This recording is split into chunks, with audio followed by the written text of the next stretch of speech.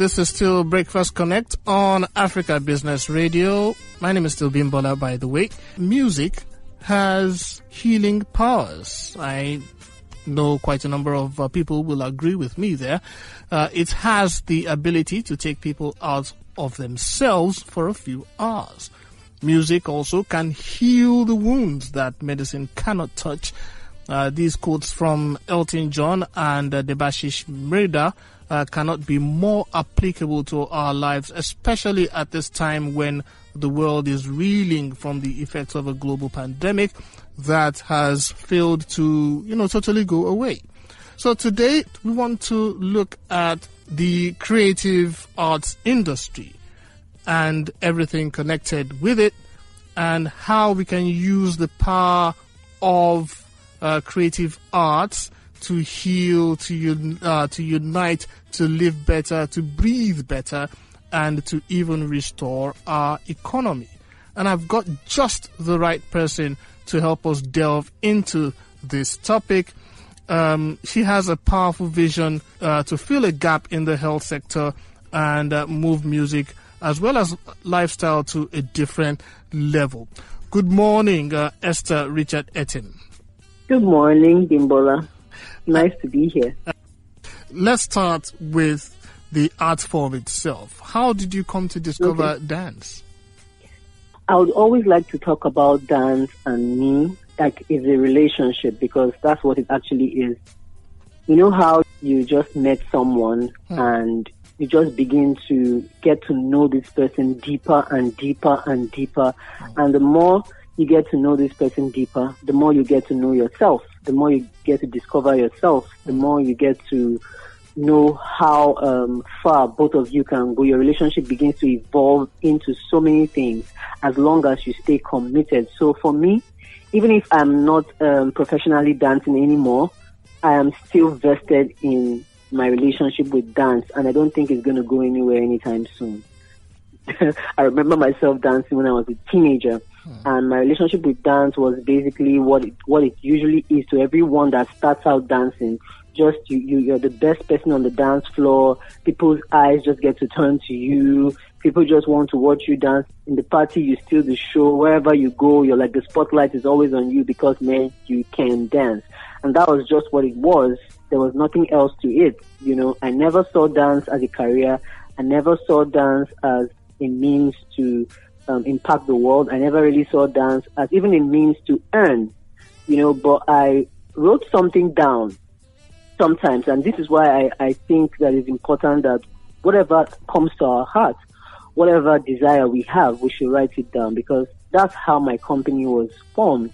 By just writing something down a long time ago, and I was just going through the things I wrote after I finished school. I didn't know what I was going to do. I just was looking for a job up and down. I couldn't get any job. I did some internships here and there.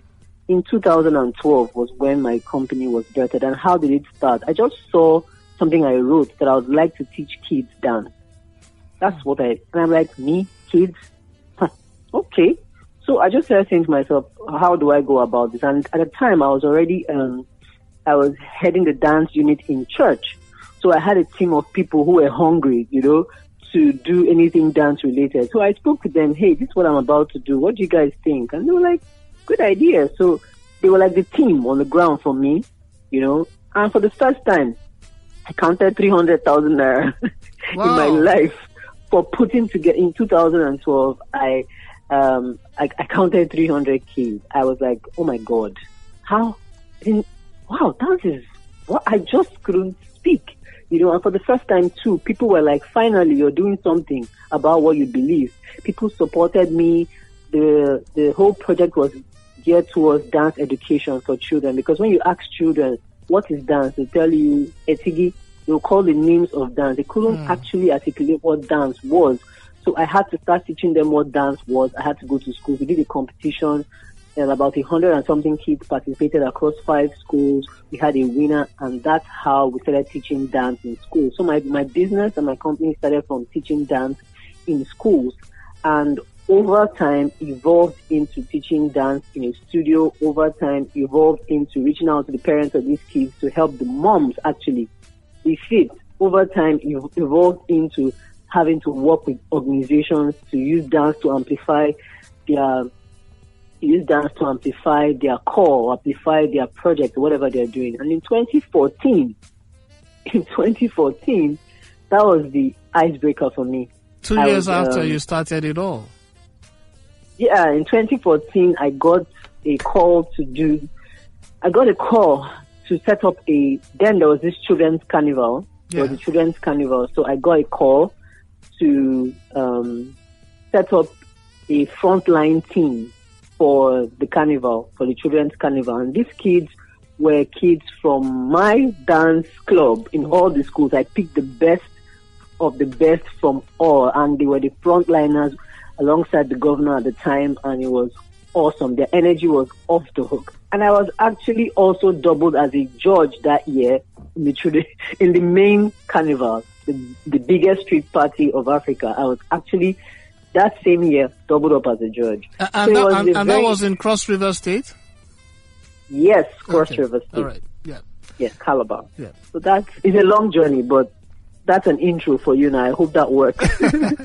It really does. And, let's look at some of the collaborations that you've done. Now, you have worked with the Medical Women Association of Nigeria, Pink Africa, SMAP Charity, the Society of Gynecologists and Obstetrics, and that's just to mention a few of them. What has been the reception, from these agencies when you do these workshops and events with them?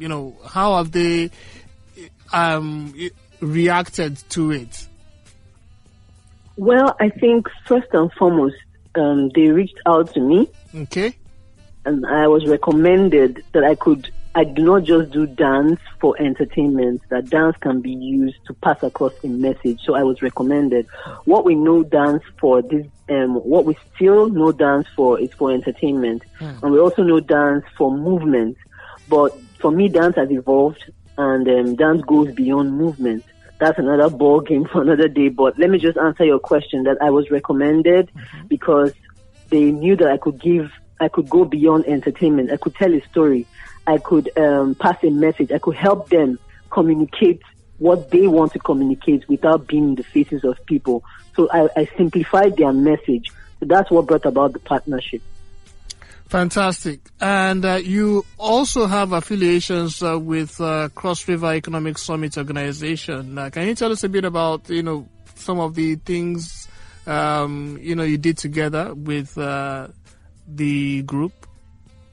Okay, CRESO is an NGO. I was approached, I think, last year to be the director for the creative sector working group, and that was largely because of my commitment to the creative community.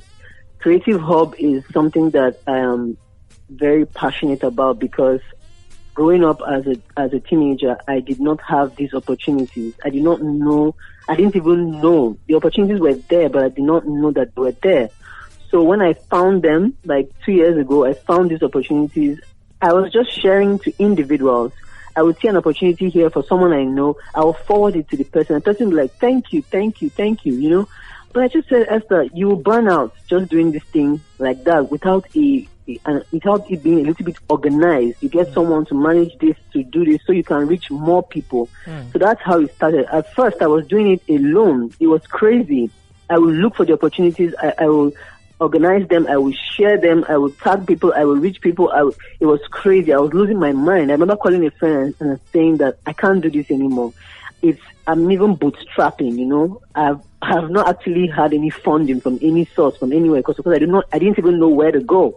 It was up until 2 years after I began to know how to begin to reach out to people to support what I do, and I haven't still gotten the kind of funding I would want, but I've gotten people exchanging value, giving their services, volunteers, trying to see this is for our community. So we've existed as a hub by exchanging value amongst ourselves, because we are building it for ourselves, we're not building it for one person. So that's what CRESO reached out to me for, and by God's grace, it's going to be a year since I've been there. And due to the pandemic, almost all our plans, went to a halt. But things are beginning we have to move on. Life has to go on. So we're moving on. We're moving on virtual when we can, physical meetups with all the guidelines and all when we can. But I guess that this year is still going to be the best year because we had a lot of things in the pipeline. Yeah, we are going to talk about those pipeline projects. We're coming to that. There's so much to touch.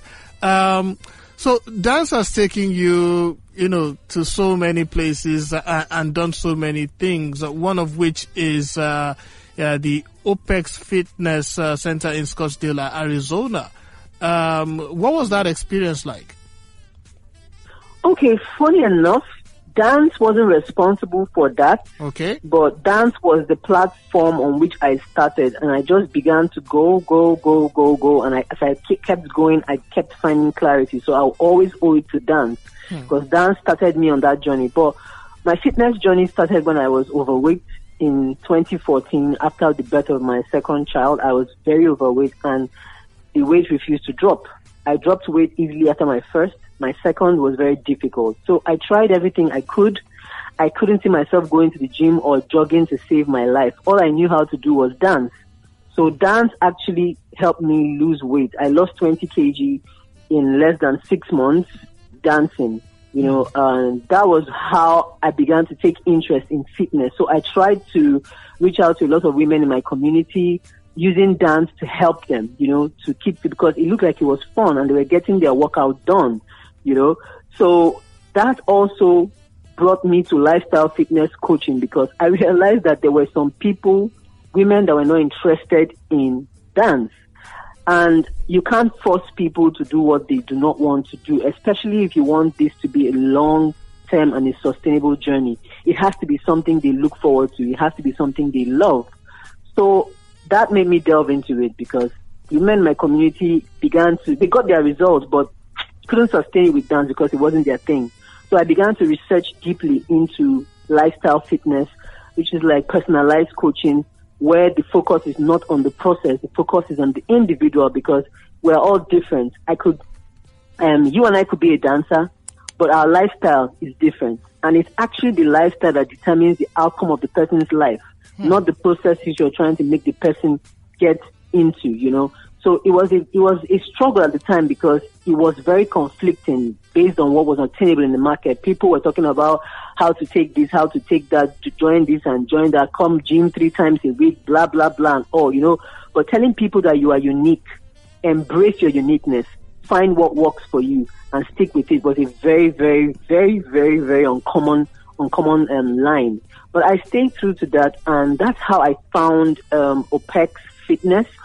I think it was on Instagram, on Google. I just saw their ad somewhere and I signed up to their mailing list, because everything they practiced or shared resonated with who I am or who I was and who I still am at the moment, So I kind of delved into it. I kept reading every mail that came in. I responded. I read if they had a webinar, if they had a conference call, I just jumped in on it. And then I heard about the program, the CCP, which was their highest value. I think it's now the dollar has gone up. It should be close to like 5 million for that cause.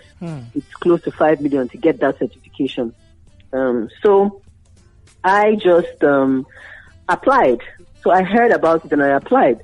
And out of the many people, they were going to pick 3, and I was picked for the scholarship. So it was, and this was on the 25th of March. I can't forget, just when the pandemic was, starting, and that gave me enough time to begin to go into it, and begin to read. So I'm looking to graduate very soon because the pandemic too is affecting the whole project because it's a one-on-one kind of coaching. You have to see people one-on-one. So even if I make progress, some other countries cannot make progress because they're still observing the lockdown. Yeah. So that's how I delved into that space. I did not expect it. I didn't even think and that was like the first time in my whole life that I got an opportunity like that was fully funded. I've been creating opportunities for people, sharing opportunities for people. I have never really experienced it. For the first time, I felt what it was like to get a fully funded opportunity. And I still am in shock that I actually did get it, but that's how everything around that area started. And now it's more clear how I can be of help to people. It's more clear because I've gotten more knowledge. I've gotten not just the knowledge about the craft, but the business. They took time. It's a detailed program, and it's something I cannot wait to begin to pioneer in Nigeria. Fantastic. We are getting a slice of Esther, the life coach, and I'm sure you will start to blow on that, blow very, very hot on that level very, very soon. But now coming to the first virtual dance convention, and we mentioned it at the beginning of our conversation. It's really, really taking some time, putting all of that together. I really commend you. How was it? At what point did you, think, all right, let's take this thing, let's do this virtually? I'm sure some people must have told you, how are we, how are we going to do dance virtually? How is this going to work? How did you manage, to get through all of that hurdle, put it together, and what has the reception been like? Okay, first, the idea wasn't mine. It's an idea that belongs to Ice Wiki. He's the convener. So I've always believed in that virtual whole thing in a long while, but I just didn't know how it was going to happen because the pandemic, because of how, everything is, but the pandemic kind of brought it clearer to me how it could happen. So when I saw ads or people reposting something about DCDE, I just took interest and I asked, what's this DCDE? And they said it's ICE's project and it's something about the dance. And I just didn't care. I just jumped in immediately. I reached out to ICE. I said, ICE, how can I help you? What can I do? Because this is something that is at the foremost, it's at the core of my heart. I really want to contribute to the global dance community. This is a beautiful project. I would like to come on it. And I said, great. Why don't you also talk about health to dancers? I did not plan to do that, and so I doubled up on the project as a project manager and also as a speaker, a lineup of other speakers like Jim Tewe, Joyce Daniel, Smart Money. It was such an awesome experience for me. And the feedback has been awesome because dancers have never, ever seen anything like this before. Dancers in Nigeria have never experienced it. It was a balance of dance, the business side of dance, the health side of dance, and exposing them to other dance forms, And then we also had local talents displayed to the world. It was a beautiful, beautiful, beautiful outing. And we look forward to more. The partnerships are global. People that are not Nigerians or Africans are vested in it, even much more vested in it than we are, So it's something that is budding and we're looking to continue to push it and expand it to however we want to, because next year it's going to be we're going to affect the 36 states. In fact, not affect, we're going to touch the 36 states in Nigeria through the government, this same government that we speak of. The truth is, the government is for the people. Yeah. It is also by the people. Yes, we acknowledge that there's corruption and everything, but all it takes is one person who believes in you. One person who sees the value you're adding. And we're sure that even if we don't get through all the 36 states, even if we have 5 states participating, that's a big start. That's a big win. So that's the vision of DCD, is to educate dancers, especially Nigerian, because there's no structure in our industry. There are no people to say you want to look up to actually help you business-wise in dance. We have people just surviving on passion, and we know that passion is not enough. We have people just surviving on Instagram, and we know that your Instagram bio is good, it's great, but it's not enough. There's something deeper, bigger, and better for every dancer beyond all these things, and that's what DCD offers to bring, and I'm glad to be part of it. Yeah, we're going to go into, you have kind of, glazed over it a little bit, but career-wise, as a career, as a business, dance in Nigeria, where is it? I can see you laughing. Where is it at right now?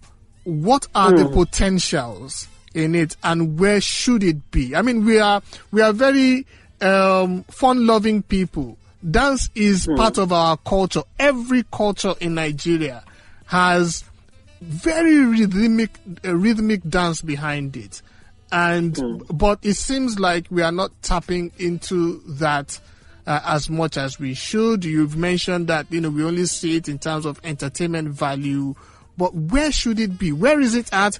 Where should it be? And where should it be? Well, it starts with one person, and that's why I said that this conference, the reason this conference was a huge success was because everybody dropped their agenda.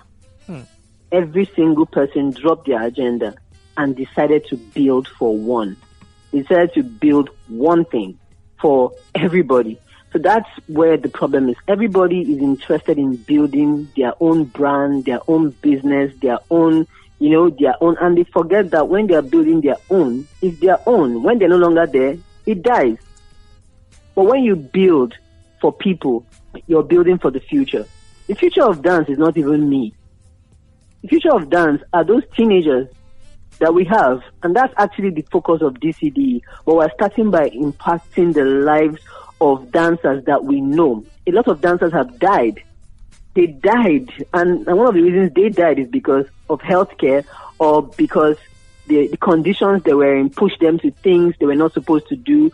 They just died by wrong association. They died by not knowing how to care for their health. They died because they thought they could survive on dance alone as a business. It's not possible right now in Nigeria to do that, because not everybody needs dance services, People have to be more creative with dance, Like I do dance in schools, and that's the schools actually need it for their end of term party, or for in-betweens, break periods and all that. But I created that value.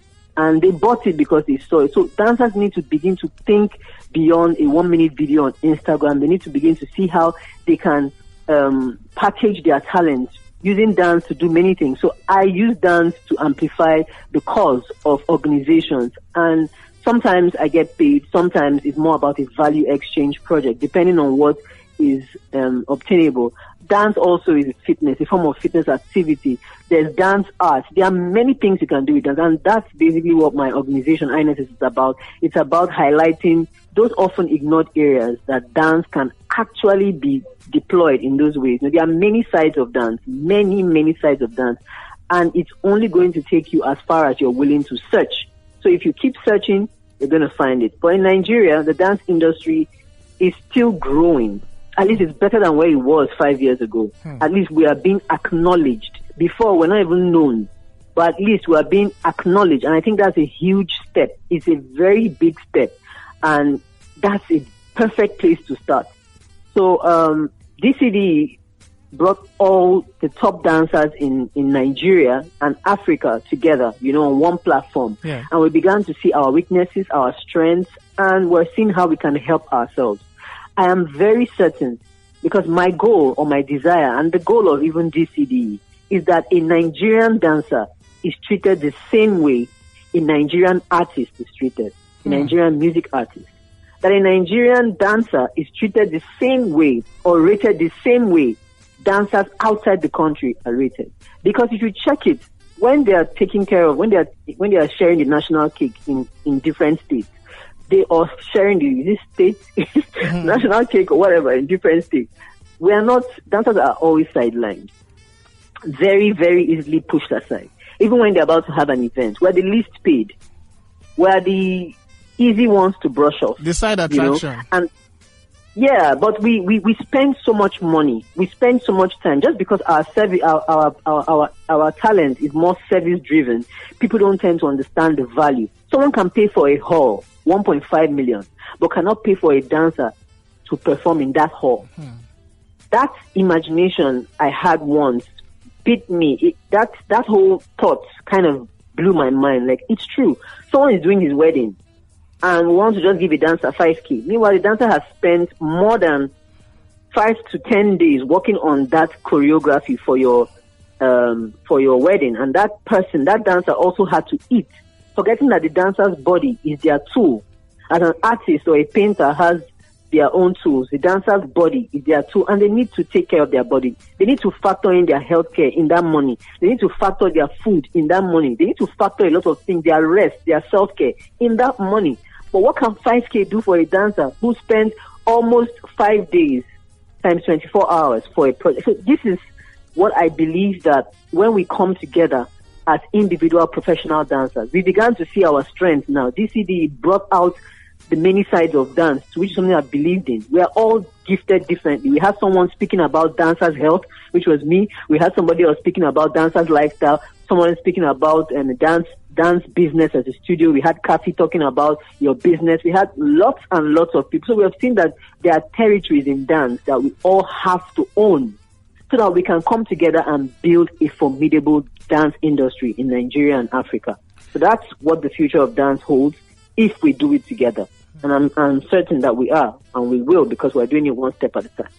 Yeah, I mean, you look at dance forms like ballet, and, you see the Russians, French people, when they go and watch people dance, like the Swan Lake, and they are in tears at, ladies lifting up their legs, and I'm like, what is making these people cry? The emotion, from that dance. And I feel we have more rhythmic dance in Africa, and we should have something even stronger than the ballet that makes people feel like that, that connects better. How do we promote such art forms, that are like the waltz, like the struts, and stuff like that? Do we need government intervention to really get that done? Of course, we do. That's the truth. No matter how we blow, our state, our respective states, if they put their support or their seal on it, it goes even more global. It carries more weight. It's even better told from home than being told from our mouths. So it is a government support is always a perfect seal. But we do not always wait for government support, because even if I'm the government, I would like to see something you have done. I would like to see that you're vested in this before I can support. So that's what I think that's where I think we're all starting from. There's someone called Victor Fulu. He is a GOAT when it comes to traditional dance in Nigeria. He's not getting any younger. We're just talking about it yesterday. And as a team, we're saying, okay, this is what we're going to try to do to preserve, because the guy is such a talent. Oh my God. I don't think he gets half of what he's worth. I don't think he's even appreciated to his worth, So we can't just keep going to go and tell people or the government, say, come on, appreciate this guy. We in the dance industry, we're trying to find a way to use our resources and use our values, as in basically all that we have, all the tools that we have at our disposal. Due to this virtual conference we had, it means that we can sell him to the world. We're not even selling him to Africa. We're not selling him to Nigeria. We're selling him to the world, so that people also will come and learn how to dance our local dances. And it can't be done by Victor Fulu alone. There are many other talents who are in different parts of the state. So it's a big project. It's a big deal. But we take it one step at a time, one day at a time, and we're sure that we're going to arrive at the destination soon enough. Oh my. Well, we could go on and on with this conversation. It kind of makes me remember that song by ABBA, Thank You for the Music, where she said, I was a dancer before I could walk. I don't know how that actually works, but every time, that song, from the time I heard it, that line always resonated in my mind. Mother said I was a dancer before I could talk, before I could walk. She said I could sing before I could talk. And when you said, when you were talking about your relationship with dance, that song, just popped into my mind, and I was like, maybe that was you in another life or in another dimension. Thank you so much, Esther, for being our guest on the show this morning. The privilege, my pleasure. The privilege of your time is really, really highly appreciated. You're welcome. Okay, we hope to have you come back soon with whatever. I didn't even ask. After this virtual dance convention, what next? What events do you have lined up in the pipeline? Well, for me, I have seen a vacuum in my state, Cross River State, okay, in the dance community. And I'm going to replicate everything I've learned in the DCDE in my dance community. And I'm vested in dancers' health too. So I'm writing a book and I'm giving it free to the global dance community. Wow. I shared from it already at the conference. And by the end of this month, by God's grace, I want to just have every dancer know the basic thing about their health. I want them to know, so that, because most of the deaths that occurred from ignorance. So I want to bridge that gap by giving them the information that they need to know. And their health is not just about their physical health. They have emotional, they have spiritual, they have their mental health, they have even their social health. Those things, you can't be healthy if you're not balanced in all of these dimensions. So these are the things I'm hoping to put into that book as a gift to every single dancer out there. I pray it gets to even the dancer that is just a teenager, so that they can learn and not fall into the mistakes of those who are fallen heroes as we speak. We've lost about 10 dancers this year in Nigeria, and it's been a very painful and probably even avoidable death. Very avoidable death. So that's my project. My project for the end of this year, for the rest of this year, is to do that with every single breath that I have. That's my goal. Well, thank you once again, and we hope to have you at a later date. No problem. Thank you so much, Bimbola. I appreciate it.